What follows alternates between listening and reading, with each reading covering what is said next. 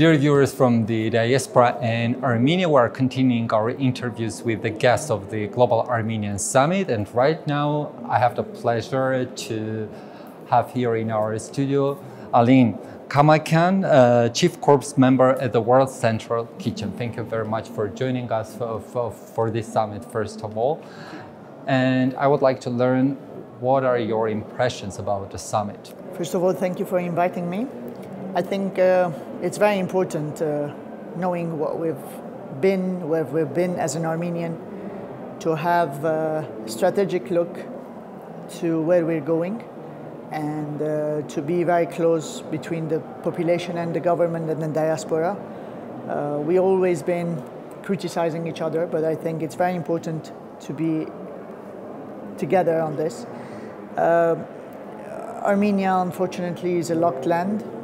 It's very important to know where we're going, how we're gonna go, and today, especially in the era of networking and the IT and the AI and all this, in the wars that they're using it, especially what happened yesterday with Lebanon, what Israel did, I think it's very important for us to seriously know where we're going.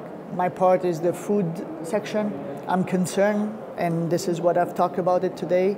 We have 60% of importing. We don't have enough mixture of products in Armenia. We are very much dependent of all our importation, and one of our weakness in Nagorno-Karabakh. So I think what our summit is talking about is a real thing, is not a taboo. We have to be next to each other, and everyone has to put something, whatever you know, has to be inside, and strategically prepare for it. Well, today we are covering all kinds of issues related to security and to the national security of Armenia, and you were a speaker at this session, which was called National Resilience Key Initiatives for Armenia's Security. What do you believe, what are the key initiatives for the Armenian security? And for example, what people like you can do to strengthen the security, to strengthen the capacity of the country? I will talk more about food, because one of the things, if you notice, if you look at Karabakh and the 9 months of blockade, it was the famine that made people surrender rather than war. And unfortunately, Armenia is not different than Karabakh.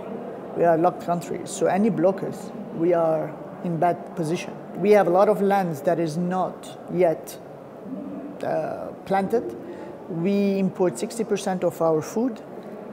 We have 9% of malnutrition in our children. So I think what we need to do in this part is that to rely more on our local products, to encourage local farmers, to put technology in the farming, because today farming alone is not enough. Technology did huge improvement in our farming style, positioning. We have a weak point, that is the weather within winter, and this should be able to take care of, the technology should be able to take care of. I take example Saudi Arabia versus Armenia. One is very hot, one is very cold. Yep. Armenia is much better positioning than Saudi Arabia, because they don't have water and they have a heat. We have water, we have cold.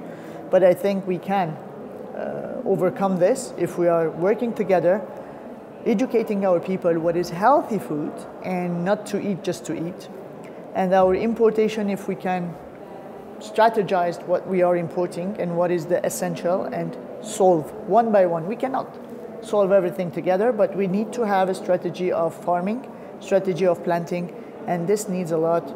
This needs the government and the population. It is both together to be able to do this. Aline, do we need more diaspora to solve all those issues? Or what we need from diaspora to solve all those issues? For me, is a trio. Usually it's a duo, okay? The government and population. We can take this as a strength, or we can take it as a negative point. I take it as a strength, because we have the diaspora, we have the locals, and we have the government. We need to work together, because the diaspora has also something. They survived outside Armenia with all their challenges.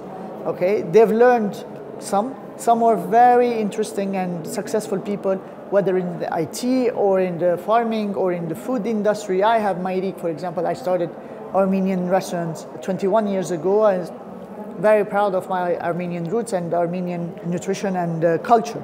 So if we put diaspora's knowledge next to the local knowledge and we talk together and we make it happen, it's very good. If we want to brag that diaspora knows and the local doesn't know, or the vice versa, we'll never reach a person. Definitely we need the diaspora, definitely we need the locals, definitely we need the government. We should be one entity, one vision, and one straight ahead. That's our only solution in my point of view, because I'm a Lebanese from Armenian origin, so I've seen war in Lebanon, and I've seen what's going on in Armenia and everything. We're just talking different language. We should talk one language. So, but is there any obstacle that somehow hinders the whole process of putting efforts together? For me, arrogancy and being so sure about yourself, that's the most hinder. We need to learn, we need to give chance, we need to listen to each other. We need to, for me, everyone should give their idea, because there's always a better way, but it should be formally towards one aim, and this is to make sure that Armenia is strong enough to be independent and not to be weak in front of anything, from famine to attack, from the drones, from the everything. You know, today it's technology is it's another way. It's a revolution, and we need to be. We need to be in front. It's not about how many you are today. Before it was how many you are.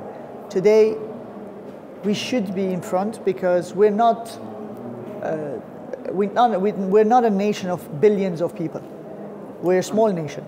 Today we are a nation of not very much big population, but we can be smarter than anyone. We have everything to be up front on the technology, and this is another wing that we need to work on, because also the war of Nagorno, it was the drones, the famine and the drones, not the human shields or not the human quantity. So we should be up front, and we should be working on this one. So if we protect our, let's say, the sky, the land, the water, we have the food, we should be in good shape. You are a Lebanese Armenian and you're repatriated, right? But still, you are in a very close touch with Lebanon, if I'm not mistaken. I'm not repatriated. I come and go a lot. I have a restaurant here, but I'm not repatriated yet.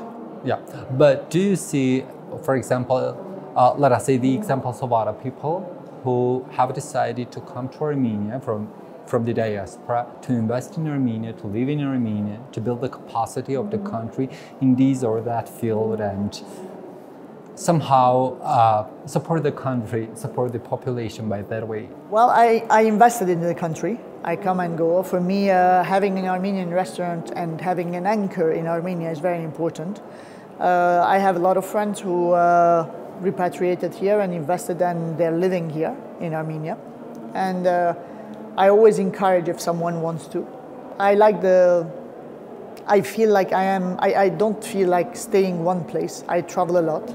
I have several restaurants in several countries. So for me, coming here as if I'm coming home, going to Lebanon as if I'm going to home. So for me, I have two homes. I am Lebanese, and I'm very proud of being my Lebanese, and I'm Lebanese Armenian origin, which two crazy people like us in one person, it's good to handle. Yeah, and is there a recipe for the success of Armenia and for the success of Armenians? What's your recipe? For me, well, hardworking always is the thing. But Armenians have due to the past, has always been there, very honest, very good adaptable, very fast adaptable, and this is very important.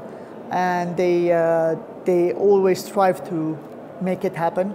They don't like to beg, they don't like to be weak. And if we see outside, if you see the diaspora, you see a lot of Armenian population, a lot of Armenian successful people that made their own road.